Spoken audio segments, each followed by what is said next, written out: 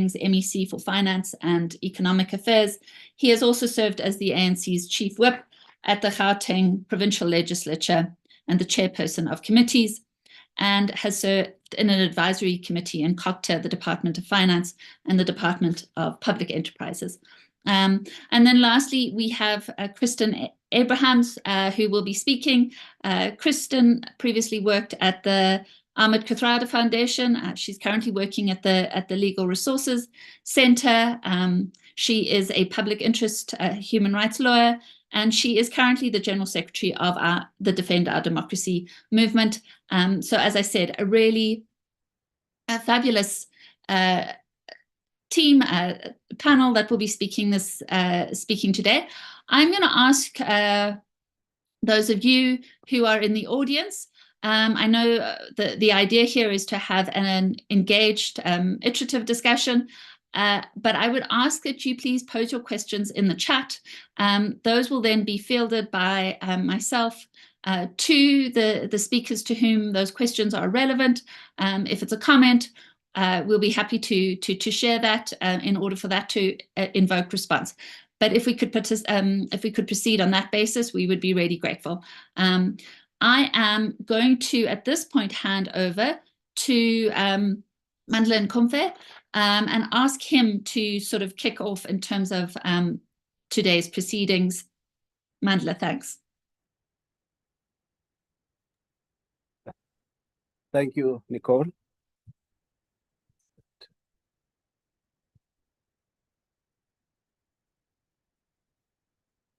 Am I visible? You are. Okay. No, thank you very much, and greetings to everybody who has taken time to be part of this conversation. I come from the Ahmed Kathrada Foundation. I'm also very much part of the National Dialogue Initiative that was initiated by the Thabo Mbeki Foundation. Let me just emphasize that since then, this initiative has taken a life of its own beyond the Thabo Mbeki Foundation. It has been initiated and embraced by a number of foundations, amongst which is the Ahmed Kathrada Foundation, the Chief Albert Luthuli Foundation, the Desmond and Leah Tutu Legacy Foundation, James Faber Foundation, Oliver and Adelaide Tambo Foundation, Robert Mangaliso Sobukwe Trust, Steve Biko Foundation, Thabo Mbeki Foundation, Umlambo Foundation, de Klerk Foundation, as well as the Mandela Foundation of late. So having said that, I think Nicole has pointed to the political context in which we find ourselves today. Now, the idea of a national convention or a national dialogue is not something new. In our view, it's something that has been simmering in the last, say, 5 years or 7 years altogether. But it has actually taken its shape precisely because President Thabo Mbeki pronounced on the event which was celebrating the 30th anniversary of our democracy, of the need for the National Convention. The President of the Republic of South Africa did the same consistently in his pronouncement as well as the statement of intent. So basically, the idea of National Convention is actually back with us, and it's something that we want to take forward. And we thought as the foundations, we are best placed to actually engage this process and actually drive the process ourselves because of our, what I would call transcendental nature, in that we have the convening power of a whole range of organizations. So basically, that is where we are.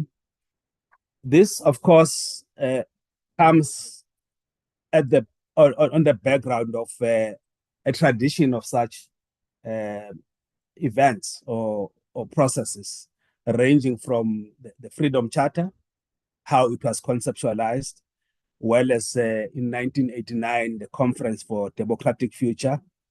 And I think, if I'm not mistaken, in the build-up to the adoption of the Constitution of the Republic of South Africa, Constituent Assembly, there was a lot of engagement that eventually came in that. So this dialogue must be looked at on that context.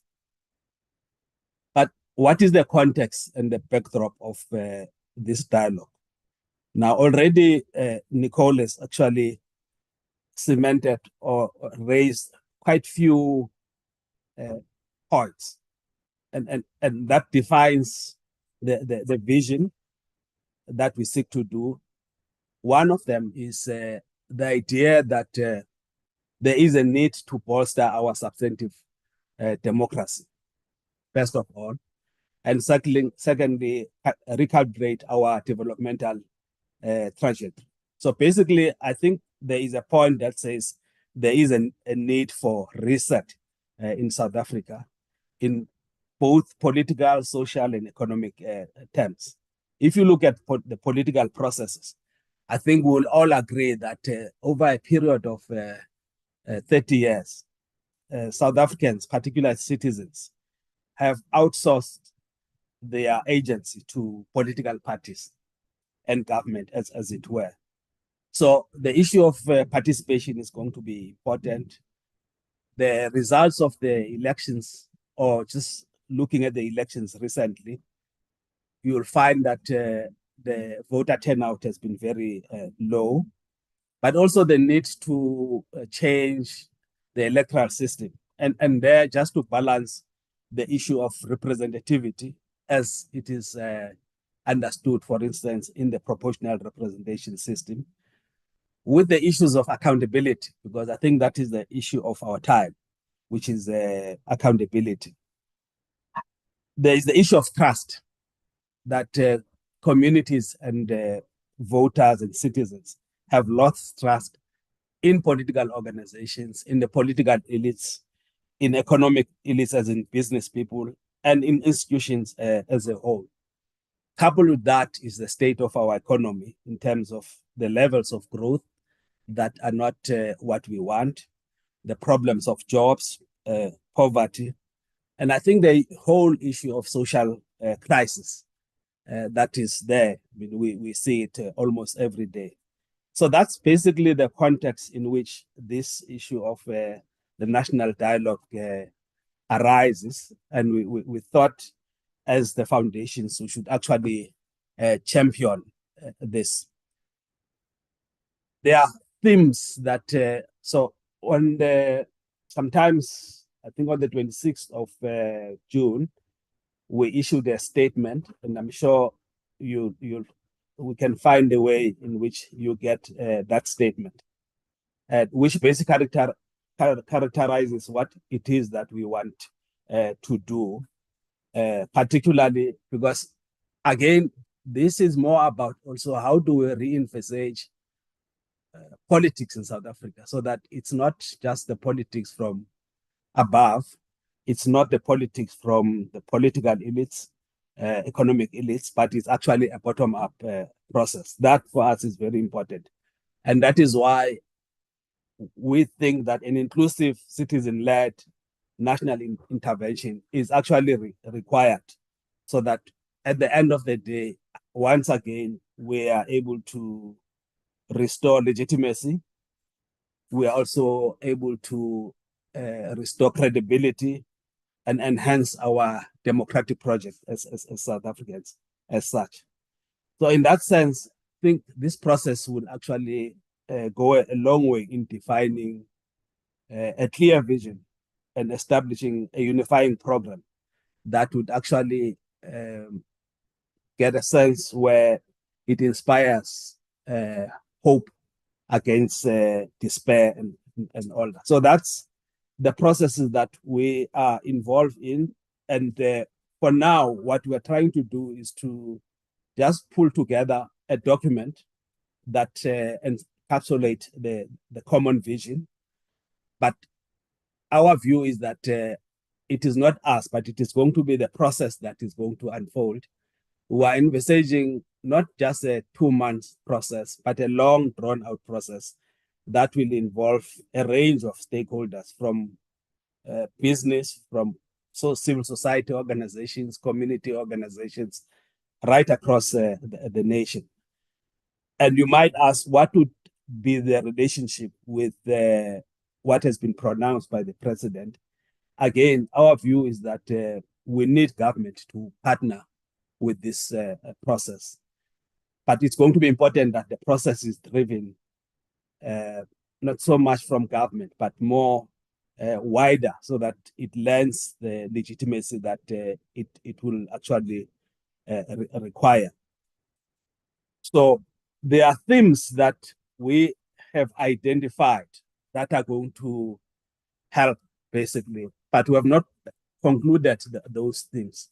One of those themes, basically, is around issues of respect for and defense of our constitutional state and the democratic order as a whole. The second one, amongst others, would be the whole idea of a capable state. And I know that Professor Fikeni will talk a lot about public sector reforms, but review all that that needs to be reviewed insofar as that is concerned. And the social compact issues, if you remember, I think the 6th administration was very much involved through NEDLAC to get the social compact around the economy, around jobs, around growth, etc. And we need to come back to that process. In recent times, I think there is a problem of energy in South Africa. So that's one area that we need to sort out. Crime, corruption, basic education, higher education, foreign issues, policy, youth matters, arts and culture, and all that. But as you will see, this process is going to unfold throughout the country. It will go sectoral in many instances, but more bottom-up idea, so that it's not something that is derived from the top as it is. So maybe just as to start off, let's just leave it there so that we can have more discussions. But broadly speaking, those are the issues. All we're saying is that we have reached an inflection point as South Africans, and there is a need for re-looking at everything that we have done in the last 30 years. There is a need for renewal, a democratic renewal, as it were, and there is a need to conceive of a compact that will actually be entertained and engaged with government as a whole, and Parliament at some level must be able to even adopt a program like this. So this is an opportunity that we've been actually looking for. It's been simmering, but I think this is the right time. And I'm happy that civil society organizations have latched on this initiative. Let me leave it there for now.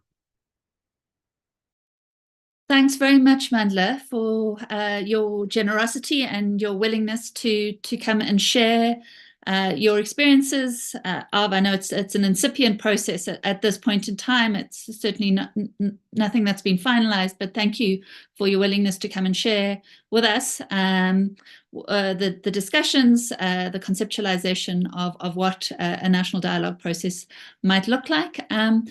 I am going to call on Professor Fikeni at this point to share his thoughts, his address with us at this point. Thanks, Professor Fikeni. Yes, thank you very much for inviting me to be part of this very important discussion. I'm not sure whether my video is on. I can't see myself, but I will assume that I am on in that sense. I also thank uMandla for the precursor that he has laid out the foundation very well. I do want to start by saying that many pundits had said 2024 will be like 1994. And they were referring to elections. And indeed, the drama, the outcome, the new political landscape tells us that we have been through the most consequential elections since 1994.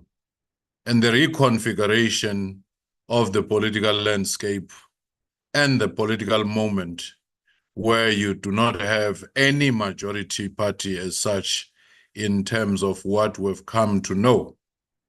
But we had early warning shots in the 2016 local government elections when we saw metros beginning to fracture and have coalitions.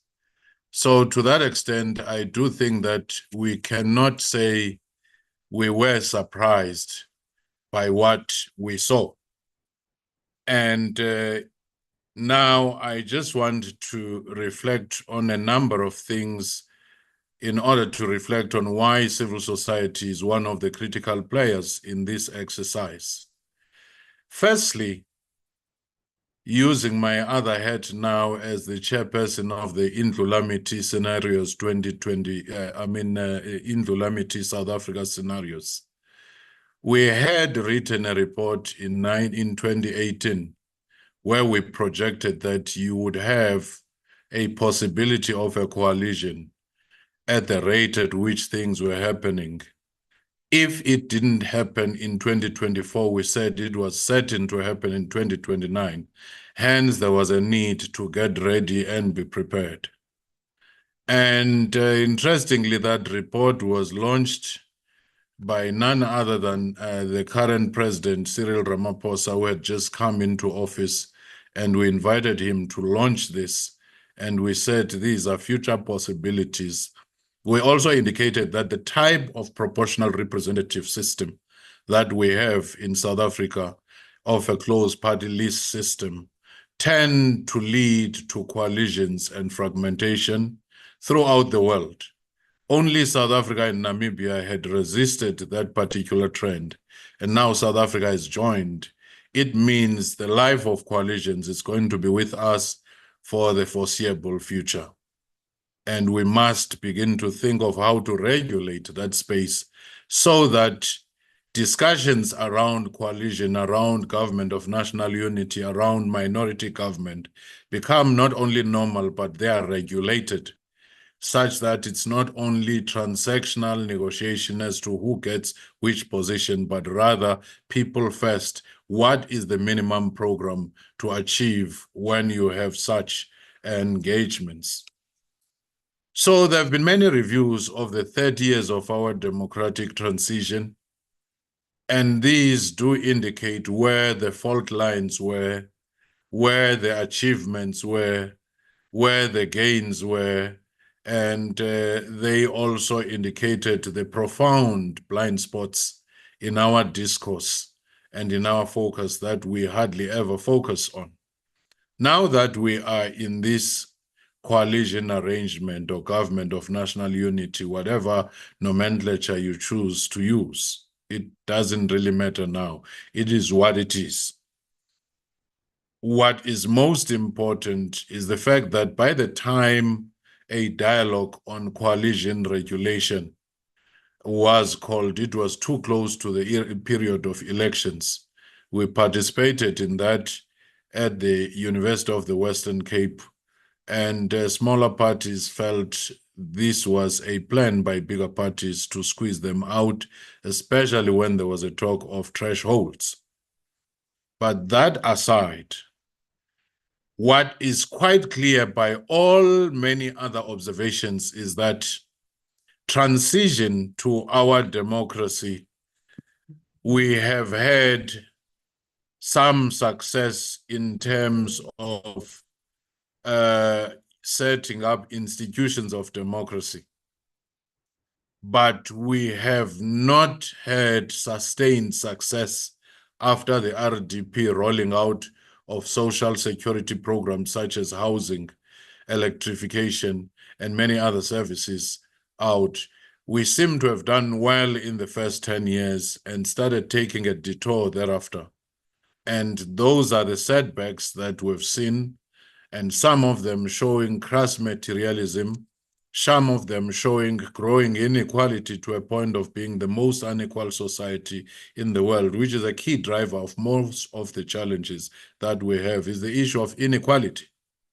And most of the talk of growing an inclusive economy, of transformation, of employment is trying to deal and wrestle with this elephant in the room of inequality. And that is one of the major challenges that we face. So what looks like, in summary, would have happened is the fact that we succeeded in putting institutions of democracy in place. We succeeded in putting social security in its initial form in place to a point of almost becoming a welfare state. But what we have not succeeded in doing is to transform the deep structural arrangement of the legacy institutions. Hence, we still have the apartheid geography in our midst, in every way, shape, or form. We have also realized that instead of transforming the system, the political elite very much assimilated to the system in many ways. So there were no profound transformation programs that could be felt on a wider scale. And also what we're seeing is the lack of reinvigoration of the society into a productive society in terms of economy. It's more on the consumption side. That's why the country today is borrowing 2 billion rands per day, and it's servicing that debt, almost half of it going to that servicing at the end of that day.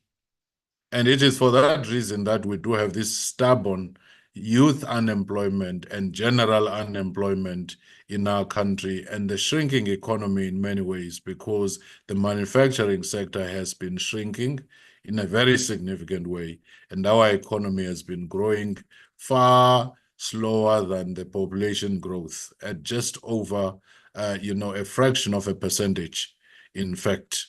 So that, to me, I do think that it's one of the major challenges. Then quickly, when we were approaching these elections, it became very clear that many people had disengaged from participating in the civic life of society, and they had disengaged from participating in the formal political structures. Hence, in these elections, though we have almost 38 million people who are 18 years and above, which means they're eligible to vote, we only have 27 million people who are registered to vote, who have shown intention to participate. But we just had over 16 million people participating. Now you can imagine if you have almost 38 million eligible voters and only 16 million, and the largest party of the parties that were participating only getting over 6 million, the second largest over 3.4 million, and you go down and so forth. So the people who are participating in the political life in many ways are a fraction of a fraction. And it's even worse in the local government elections. The participation levels are very low, even though this is very close to the people on the ground. This therefore suggests that even if you were to have a government of national unity and put a compendium of these particular manifestos along, you would still have a greater majority of society not participating, being outside. And that's a cocktail for disaster. And that is what you are seeing in places like Kenya when people become disenchanted. And that's what you saw in the Arab Spring.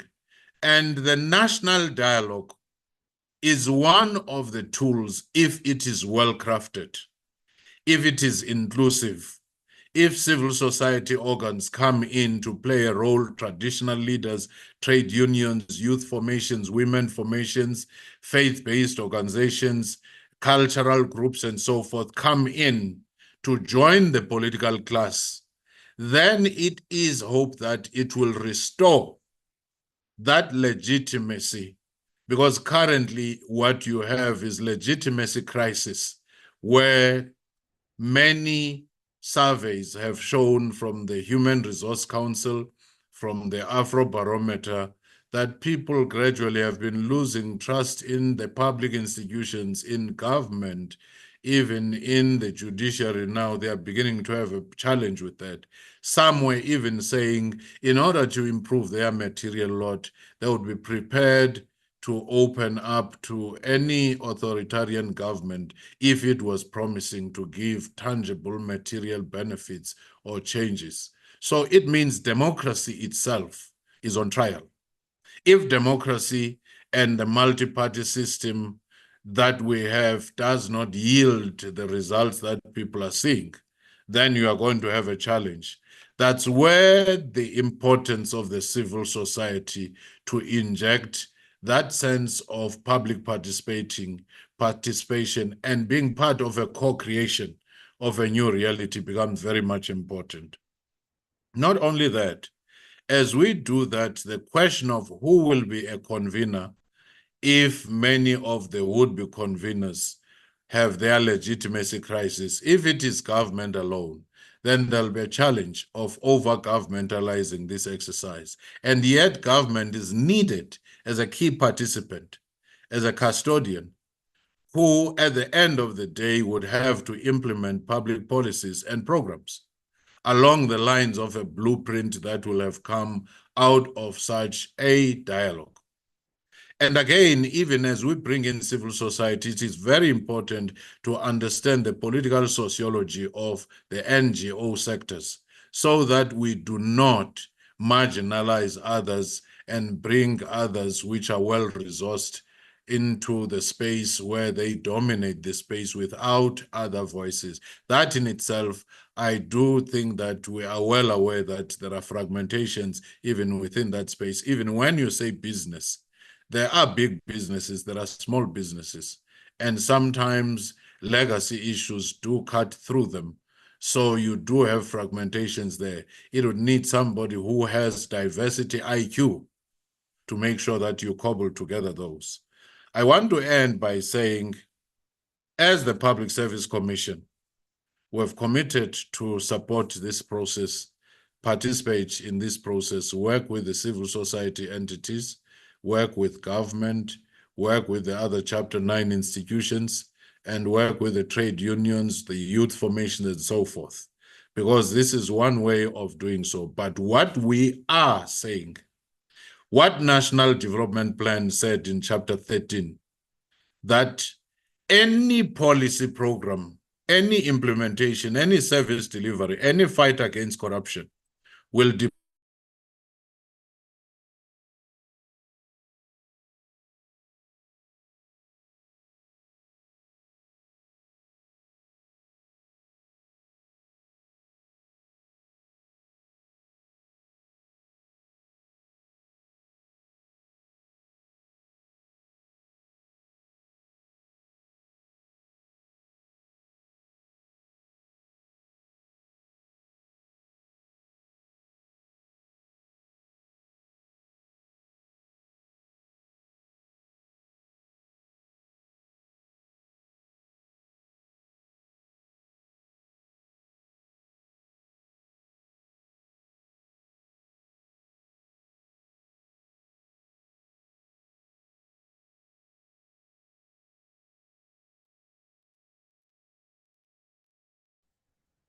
Hi, everyone. Professor Fikeni appears to have been frozen, so we're going to try and get him back on the line.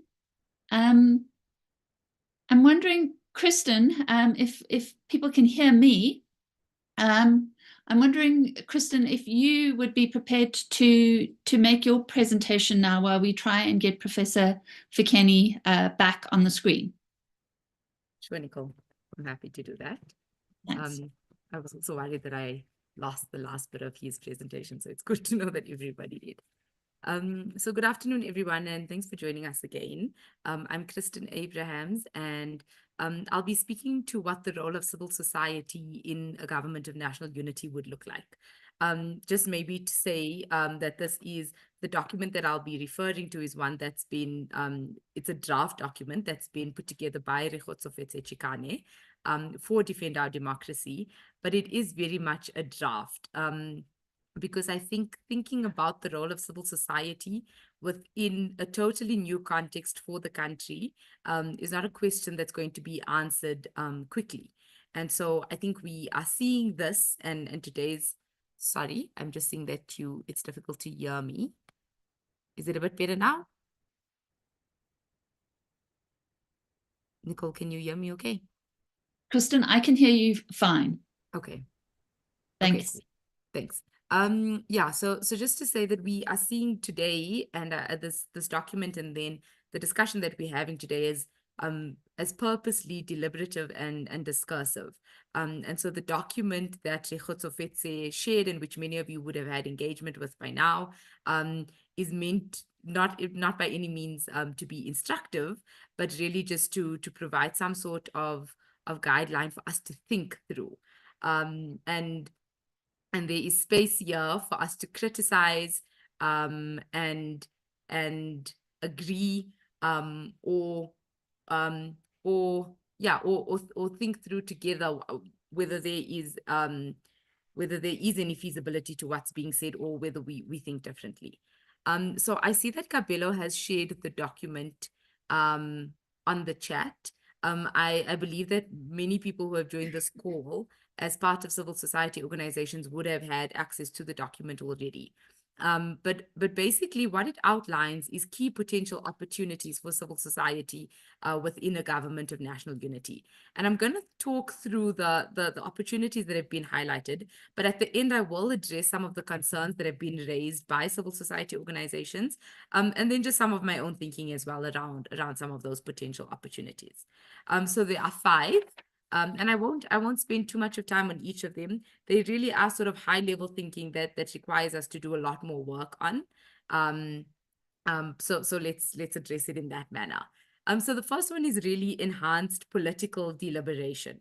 And we see that there may be a potential opportunity within this government of national unity for 1, enhanced policy influence, and 2, enhanced civil society engagement.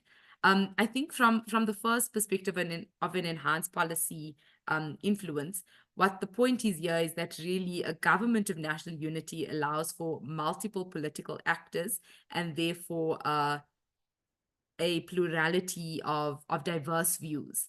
And what that means is not only that that civil society would have a role to play because they would bring diverse views into the discussion, but also that where particular political parties can be leveraged, then this gives more scope for civil society engagement. And I think that's the thinking here, that there would be scope for leveraging smaller parties, those that have sort of kingmaker status, to influence policies and the legislative agenda. And I think it's imagined that civil society would be willing, to sort of enter those terrains and to have those discussions. And I'll speak a little bit about that at the end of my presentation as well.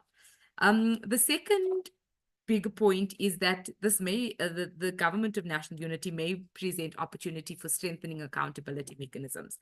And the idea here is that a lot of civil society's oversight work thus far has been reactive. And so it is imagined that there would be more proactive oversight, where civil society plays a watchdog role, but really using constitutional provisions that have largely been designed for a multi-party democracy. And where these provisions haven't yet been tested or been used because of the prevalence of a dominant party democracy up until this point, it's imagined that there would be proactive oversight using these such provisions. And then also through promoting transparency. And that would really be the advocacy role that civil society does already and will continue to play. But here it might be with a different nuance, because there are coalitions and there are different sort of deliberations taking place. And so your advocacy could be around open and transparent and accessible coalition deliberations, and then civil society playing a role in also monitoring these and therefore building trust between government and the people. Again, whether this is something that civil society, well, I think oversight and transparency is something that civil society has been doing already. But whether this will change now or whether it will look very much similar to what it has been in the past 30 years is something we can talk about and question. The third is facilitating dialogue and providing technical support. And this is really through either mediation and conflict resolution through coalition partners, or providing technical expertise. And so the idea here is that civil society would be able to provide an independent platform for inclusive policy deliberations. And I know that one of the comments in the document, if you've already had sight of it, said that the political stance of individual civil society organizations will determine their specific contribution. And I think that may be something that civil society specific individual organizations are going to have to grapple with in this moment, because as civil society organizations, we've tended to be, or to at least to claim to be, completely apolitical. And so there will be a question about whether this sort of intervention, mediating and resolving conflict, providing platforms for policy discussions, whether this is outside the mandate of civil society or whether it's something that civil society thinks is a role for them to play as well. And then technical expertise, I don't think can be really rebutted. We know that there's specialized knowledge within civil society organizations on specific sectoral issues. We know that civil society plays a role in research and policy analysis. And so that really, I don't think is a problem. But I think what the risk there in facilitating dialogue and providing technical support is something that we've grappled with in the past. And that's really the risk of being co-opted onto these political platforms and losing or compromising the independence of civil society organizations. The fourth then big pillar is enhancing public participation. And the idea here is twofold. It's one that this moment gives us the opportunity to assess existing methods of public participation, and then to think about whether there are new approaches that are needed. So it's a point that allows us for appraisal and then for innovation, and really an opportunity to innovate and expand public participation methods. Let me save some of the criticisms for the end. The fifth is then the efficacy of civil society. And it's imagined that through what I've already listed, that civil society will have more of an influential role in shaping policy and holding government to account. But it is crucial then that civil society maintains its independence and effectiveness. And then the sixth one is really that civil society has a role to play in sort of bridging the gap between the state and citizens. The idea here is that the relationship is likely to improve under government of national unity. And so civil societies could, or civil society organizations could provide a platform for citizen engagement and influence on political processes. And that's really through fostering inclusive dialogues, promoting transparency, and ensuring accountability. I see that there are many comments that are asking for the document to be shared, and I think that will be done after this. And there is, let me just repeat that there is opportunity for more comments to be made on the document, and these are being worked with so that we can take this conversation forward. What I think has already come through from organizations who have already made some sort of input onto this document. One is that it can't be taken as a given that the government of national unity will lead to enhanced political influence by civil society. Some have said this may stay the same or this may decline, and we can't just take it as axiomatic that there will be enhanced space for civil society to play that role and have more political influence. I think the second thing is that there is doubt about whether smaller parties who we've noted could be leveraged for policy decisions and the legislative agenda. There's doubt about whether those smaller parties would find common cause with civil society instead of pursuing common interests with their GNU partners. And then I think there's the risk of co-option. I've spoken about this, but there is the risk that being involved in political processes will affect civil society organizations to compromise their independence and then lose their effectiveness and then lose their efficacy in holding government to account. And I think that's a role that civil society has so well played already. So we wouldn't want to renege on that. Then I think the inadequacy of resources for civil society organizations is something that must be borne in mind. That definitely does wager on what their impact is. And then I think we need to also think about what the current political moment is showing us is that opposition to the GNU could also come from populist right-wing forces. And so would the role of civil society be would it be enhanced political influence, or would it merely be to focus on stabilizing the state and defending the constitution? And then I think maybe just to bring this in here, and I think it's something that needs to almost preface the discussion, is one that civil society is not an homogeneous grouping. When we were speaking about it earlier in this month, there's something like 280,000 NPOs registered across the country, all with diverse views and diverse agendas. And I think what's coming across very strongly is that it's not homogeneous, nor is there a collective civil society voice. And so for us to be asking the question of what role civil society holistically will play, I think it needs to be a little bit more nuanced, because civil society organizations are that nuanced. The second point I think I want to raise is that civil society organizations have infamously or famously been apolitical in their approach many times. And I know we've recently been having the discussion about the difference between being non-partisan versus apolitical, and thinking about everything that we do as having a political effect and actually being political in effect. But in aligning with the politics or in actually entering that political terrain, I'm not sure whether there would be, appetite from civil society to do that sort of work, or whether civil society organizations think that is the kind of work they should be doing at all. Then just on thinking about deliberation, and I think this is the main point. A multi-party democracy not only enhances civil society engagement in thinking that we need to either facilitate dialogue, or that we'll be able to influence policy, or that we'll be able to sort of leverage smaller parties to influence the legislative agenda. But the fact that there are multiple parties who are wanting to stake a claim and who are wanting to engage at this point, I think is a huge moment for civil society organizations. Recently, I work at the Legal Resources Center, and we recently, in collaboration with Section 27 Equal Education and Equal Education Law Center, we wrote a letter to the new Minister of Education, talking about the revised regulations and what some of the issues are.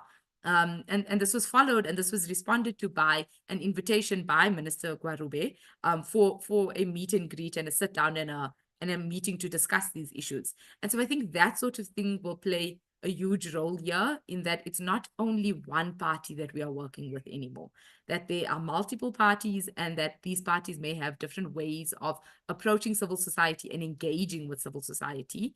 And I think it is for civil society to determine what that looks like. But also then from the political parties to open that door for civil society engagement as well. I think I'll stop there, Nicole, and yeah, we can take some questions on that as well. Thanks very much, Kristen. Thank you for taking us through that document, which starts to identify what the potential opportunities are for civil society in this new political moment, and and for taking us through some of the critique that has already been elicited in response to that document. So thank you very much for that. Can I ask Professor Fikeni if he would just sort of take up and his presentation. I'm sorry that we lost him. And thank you to all of you for bearing with us as we experience some of these technical glitches. But Professor Fikeni, if it's possible for you just to take up where you left off, we would be very grateful.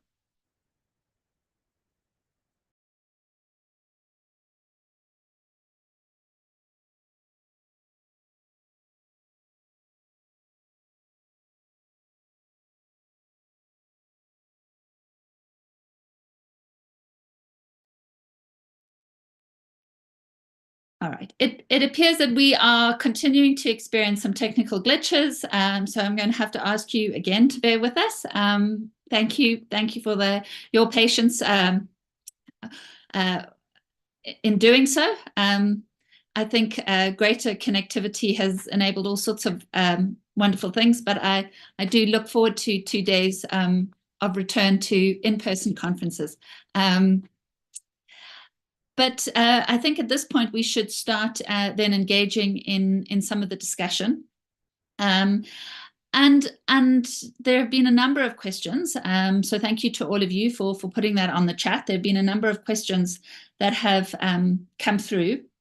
And I'm going to start, if I may, by asking Mandla, and I think this is a theme which comes up in several of the questions that I've seen is a concern for exclusion, for a sense that huge numbers of South Africans are just not being heard, are essentially increasingly despondent about their role and the power they have to play. And I think, whilst there is interest and engagement in the idea of a national dialogue, I think that there is an appreciable fear and concern that a national dialogue may result in an elite compact. And I think, as I said, that is referenced in several of the comments. And so the question would be then, Mandla, if perhaps you would respond to this, is what could be done to ensure that, and what thinking is happening about ensuring that any national compact is not one which only looks to engage and incorporate the views of elites, but is mass based. And I think then I would sort of add to that. National dialogue processes are often undertaken in moments of conflict or post-conflict. And whilst, many of South Africa's metrics are comparable to countries that are experiencing those situations, we are in fact not in a situation of conflict and post-conflict. And I wonder about whether we want to signal with a process like national dialogue that we are, potentially in such a moment, and I think avoid doing so. Also, this idea of kind of renegotiating the social compact. I mean, obviously, huge numbers of South Africans, ordinary South Africans, have been excluded. That our performance in terms of employment and jobs, inequality, poverty is to be deprecated. But to a large extent, our social compact has been defined. It is set out in the Constitution. And whilst there has been, a number of attempts to suggest that the Constitution is a gatekeeper rather than a vehicle for our upliftment and progress, is there not inadvertently the communication through something like a national dialogue and this idea that it redefines the social compact, that we are giving voice to those who say that the Constitution has kind of failed us, that its contents are what are keeping us back, rather than the fact that it's been the failure of implementation of our social compact to the extent that compact is realized in the Constitution that keeps us back. That's quite a mouthful, but I wondered, Mandla, if you might want to give some response to that. Thanks, Nicole. Yeah, indeed, the issues that you are raising are quite fundamental. Can you hear me? Hello? I can, yes, I can. Thank you, Mandla. Thank you very much. But let me start off by saying, so that at least things are much more clearer. This process has no preconceived notions or outcomes. The way it is envisaged is that whatever must come out, whether it's a compact or vision, etc., it must come from a process that has interacted with a range of participants and stakeholders, as it were. Because, so it speaks to the issue of inclusivity. Because you see, the crisis that we have, actually, there are a lot of things that we have achieved as South Africans in the last 30 years. But there are a lot of other things that have brought us to this moment that we're in. It might not be a war situation, but the fact that politically speaking, we're where we are now, it means we actually have to take this opportunity as South Africans to see what else can be done to reinvigorate the basic compact that you talk about, which was the Constitution. Just to allay the fears, because the process is really will elaborate on engagements with different groups and communities across the nation. So that's very important. There is a point that was raised about civil society, for instance, and I'm happy that Kristen raised that we also have to look at just the range of civil society organizations, whether they give us the possibilities to go directly to communities. And most of the civil society organizations I know might be small, a group of people who are there, but they've done a lot of advocacy work, particularly 2016, 2017, and all that. So the thrust must be, how do we figure out things such a way that Pastor Kadimeng is happy about rural areas, communities. So that for us will be a test of this process. So that at the end of the day, it's not an elite compact. And I dare to say that part of the problem is that I think the crisis that we're in, it's part of that elite crisis, basically. So this initiative is very clear about the fact that this has to be a bottom-up thing. It must reach a range of sectors and communities and all that. So that for us, it's important. Through this crisis that we have for these 5 years and beyond, can we reimagine politics in a different way? And somebody spoke about the participation, the trust in the institutions, and that which we have had in the last 30 years, which is mainly, it worked, I mean, the proportional representation system, insofar as trying to get everybody on board, whether it's small parties and gender, race, etc., etc. But what has emerged in recent times, fairly clearly, is the issue of addressing accountability. The levels of accountability are very, I mean, if you look at, there are two instances that I would make an example with. One, there's this problem in Gauteng, said where a lot of people died. There's another one where the Department of Health didn't use its budget to address issues that had to do with the oncology in the province. Now I see corruption and all that, but what that means is that we have even lost ability for empathy and for just the care of communities and all that. And there's no accountability about it. It will be ANC, etc. But we need somebody in the person. So the possibilities of a new compact would be, new politics would be very important. I take your point. I mean, that's part of it. Whether if we are saying social compact, we are negating that which we have in the constitution. I don't think so, but I think you are correct to say we have to defend the constitution. We have to do everything to enhance it so that it's socialized in people's conceptions and ideas, as it were. But as we do that, I think we should also be open to, because as far as I know, the constitution has been maybe amended for what, 12 times now or more.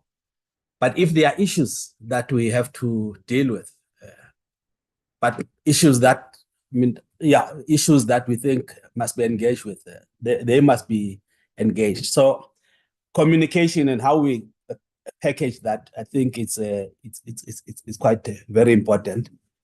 So basically your 2 points on inclusivity, we are intent on doing that, to move beyond that which existed. I started off by saying, I think we outsourced our agency since 1994.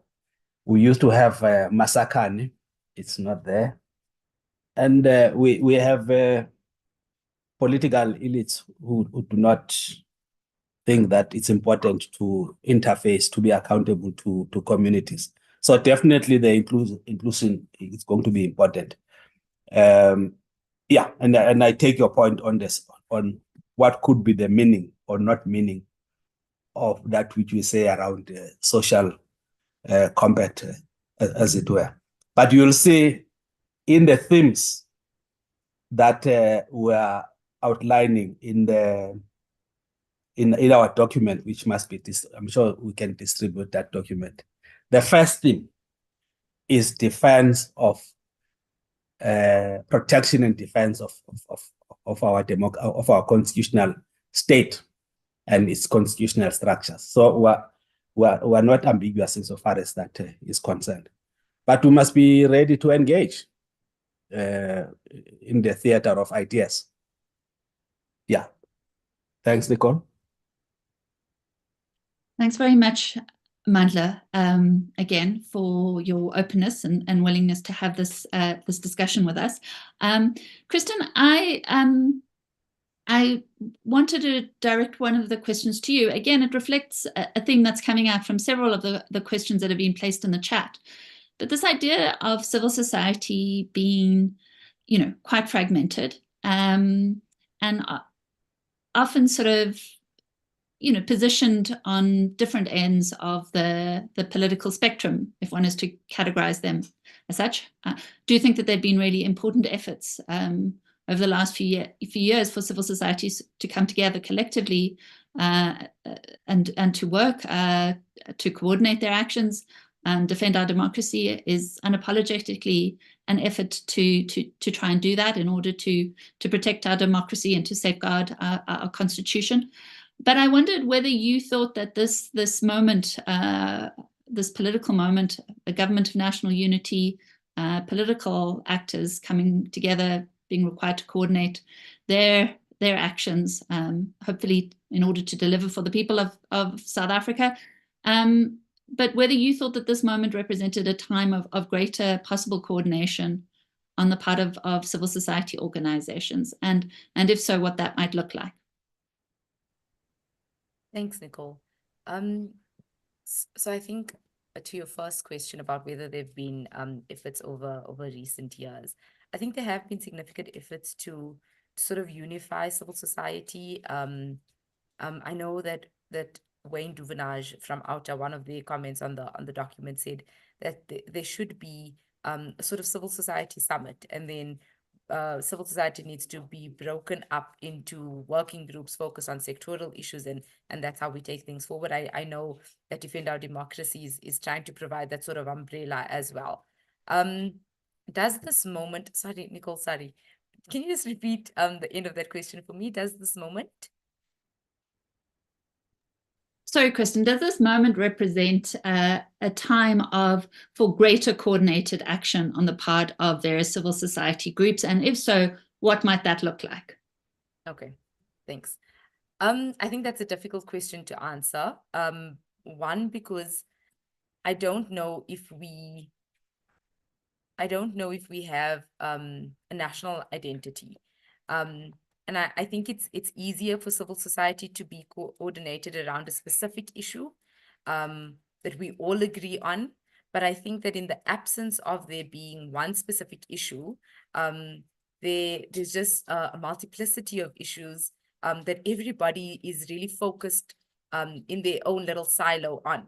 And it works in those silos. I mean, if you are focusing on education, then civil society organizations are probably getting a lot done in that sector.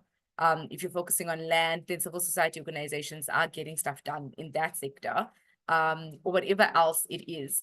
But I don't know if this moment is presenting an urgent need that civil society will be able to collectively respond to in a unified manner. I don't know that this moment is presenting that. So I can't say what that would look like. But I think that civil society organizations are aware that there is a continued role for them to play that looks very much like what they've been doing over the past 30 years. If we just take the nomination of and the appointment of John Hlophe into the JSC, then we see that even in a multi-party democracy, Mandla was talking about whether we think we can reimagine politics. It's interesting that still within a multi-party democracy, we need to question whether the voice of the electorate is being pushed by the politicians who represent that electorate. And I think then, for example, the civil society has a great role to play to see that government is still held to account, that there's still transparency and that there's accountability. But I wouldn't be able to answer with absolute certainty about whether this moment allows for the sort of coordination and unification of civil society that is needed in the country. I don't even know what that looks like. And I say this as a young person, as old as this democracy, just thinking about the variety of issues that the country is plagued with. And there's everything from climate change to unemployment, to a basic education system lacking completely, that it sort of needs all of those multiple inputs from different civil society organizations. But then there are certain things that need complete unity as well. But I think with the multiplicity of issues, it's difficult to say what that one unified thing is at the moment and how we'll be able to coordinate around that. And I think that's something that we want to think about as Defend Our Democracy, and we're hoping that other civil society organizations will also be thinking about what that one thing is. Great, thank you, Kristen. There is another question for Mandla. Mandla, and that's a question, I know you've touched on it, but as I'd indicated earlier, the national dialogue process is referenced in the statement of intent that is intended to underpin the Government of National Unity. But one of the audience members has made reference to the fact that there was a statement from the spokesperson of the presidency recently relating to the national dialogue process, indicating that it will be the president who will provide the framework and guide the national dialogue process. And I just wondered what the thinking was within the kind of foundations and some of the other entities that have come together to to start thinking about a national dialogue process, how that might interact with what is emanating from the President's office and the GNU, and whether you are able to talk about it at this point. Thanks, Nicole. Yeah, just on that one, we are in constant communication with the presidency on this matter, and tomorrow is a State of the Nation address. I hope it's touched, and so the president has made it clear that this work will involve not only government, but will also involve other stakeholders, civil society, business, and everybody else. From where we are sitting as the foundations, we think that government has got a role to play in this, as reflecting political parties, as it were. But the driving of this process must be given to a much more bigger kind of body that has got a wider appeal than just the political parties in parliament and outside. You will remember that political parties, I think as we talk now, don't enjoy quite a lot of support or trust, etc. So it's going to be important to, if you were to reset somebody else who has got that reach, who's got that convening authority, not even the foundations themselves. I listened to the bishop of the Anglican Church day before yesterday, and statements coming from the SACC, etc.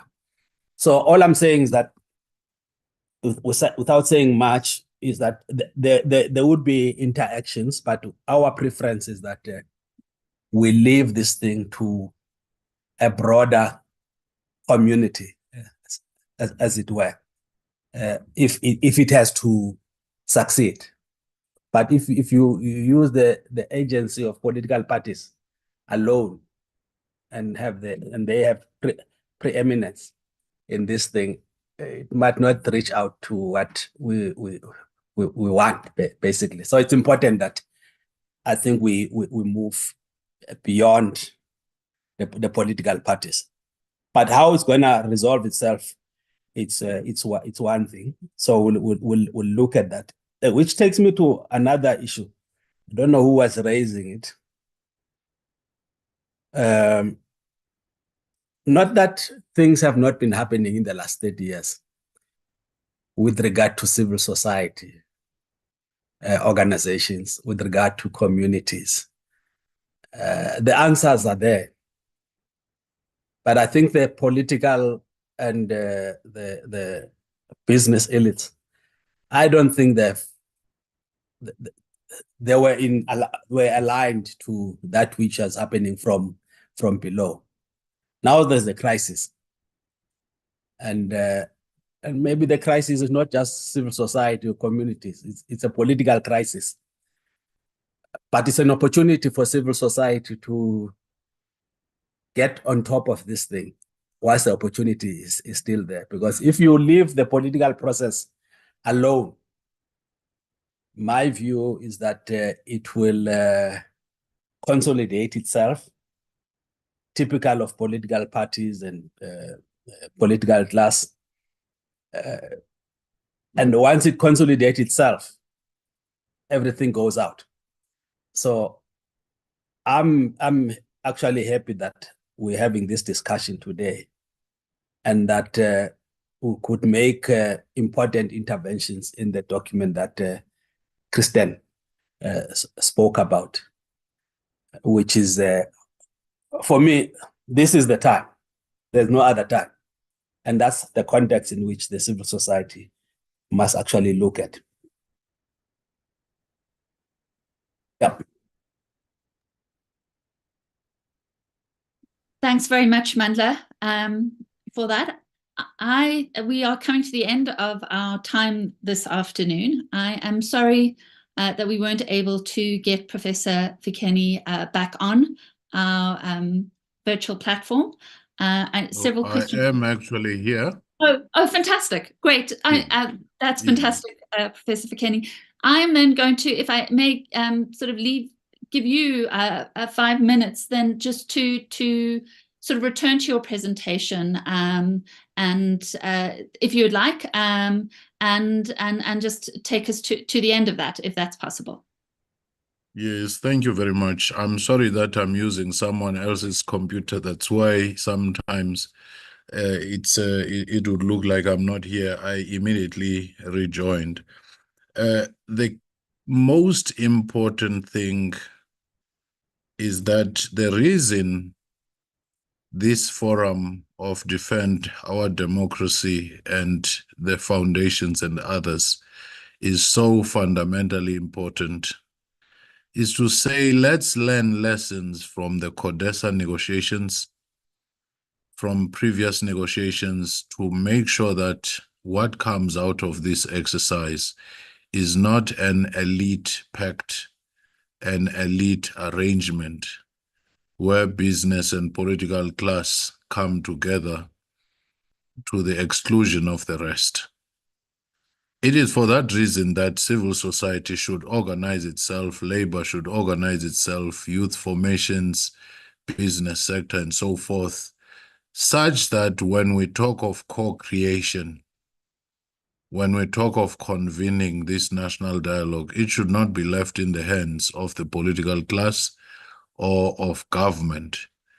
In the past, we've had experiences where when you leave the political class alone, they tend to do things that will benefit themselves. When you leave the business class alone, it will always do things that will simply maximize their profit. But when you go back to the era of the Congress of the People in the 1950s, you'll note that all different sectors of society were involved in the main. And that document, whether you agree with it or not, it's still a reference point and a touchstone that even features elements of it in the Constitution. Again, in the 1980s, at the height of P.W. Botha's raging apartheid, crackdown on the society, precisely because you had civil society from all walks of life participating, they were able to overcome that moment. But the mistake was now the disbanding of that mass democratic movement and surrendering that to the political elite when you start seeing things going wrong. Even the World Cup itself shows when society is mobilized maximally, and you do have all sectors of society involved, we turn our strength into the most potent tool. And it means that once you leave one class alone, it will look after itself. But once we have a principle of co-creation, hence the importance of this forum that Defend Our Democracy has convened, that foundations are convening, to say, let's come together and advise each other as to what is the best framework, where inclusivity is the principle, where co-creation is the principle, where the blueprint that comes out is representative of all of us, the whole cross-section of society. But lastly, the last point I want to leave, we should not also suffer from navel gazing to say, what is our problem and what are we doing as a country, as South Africa? We should be understanding and have strategic foresight of the global trends and global forces that are a driving force to what is happening throughout the world. For example, you do know that climate change, environmental crisis, and, is one of the big drivers, the global warming and so forth. Hence the frequency of disasters. So such a dialogue should be responsive to such things. You do know that the artificial intelligence-driven technological revolutions are a double-edged sword that can facilitate or can provide a threat and ethical dilemmas if not well managed. Then this dialogue should also be forward-looking in that sense. We do know that geopolitical tensions throughout the world are a driving force. A new world order is emerging, and South Africa is trapped somewhere in between, stretched as to which side it goes. So such a national dialogue should be alive to such things. We do know that as a fact, post-Cold War globalization, inequality throughout the world has worsened, with only 1 or 2% of the world benefiting, whilst the rest of the society and the world has been suffering some serious challenges of this inequality. We do know, as a matter of fact, that migration now has become a driving force, whether in South America, Central America, North America, in Europe, and here in South Africa. Hence, many governments, even in the recent European elections, you see right-wing and extreme parties, because the mainstream has not addressed in a creative manner the issue of migration and how you manage it. Then the extremes do run with it because there is a political vacuum. People don't want to touch it because it's an emotive issue, and yet it's a driving force. Many other things, such as the collapse of a family as an institution, are some of the things that the dialogue itself should be reflecting on: how to create self-reliance instead of dependencies. All those things, I think, should be on the menu. And again, civil society, as history tells us, if you are not on the table, you'll end up on the menu. Thank you.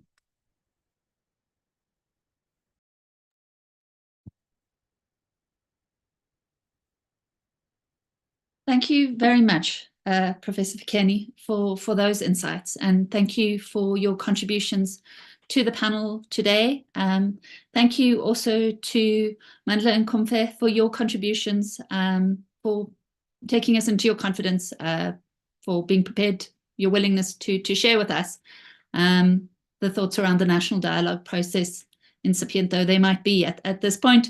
Thank you to Kristen for taking us through that document, which seeks to outline potential opportunities that civil society organizations should look to capitalize on in terms of enabling and bettering the quality of our democratic politics, of deliberative and participative democracy. There have been a lot of comments. I think some of those comments, quite a number expressing kind of frustration, dislocation, perhaps a cynicism and skepticism. None of that is surprising given the moment that we inhabit in South Africa today. I want to just read one comment from one of the audience members in order to conclude, and that is that this has to be a long-term process. The trust deficit is such that people are not going to show up and talk about these issues. We need a process that will engender trust and be sustainable so that communities can participate and build trust in the process. We have low levels of trust within communities, and this needs to be built up as well. I think that obviously is very true, and it is something that must factor into our considerations and deliberations in terms of how we engage with this process.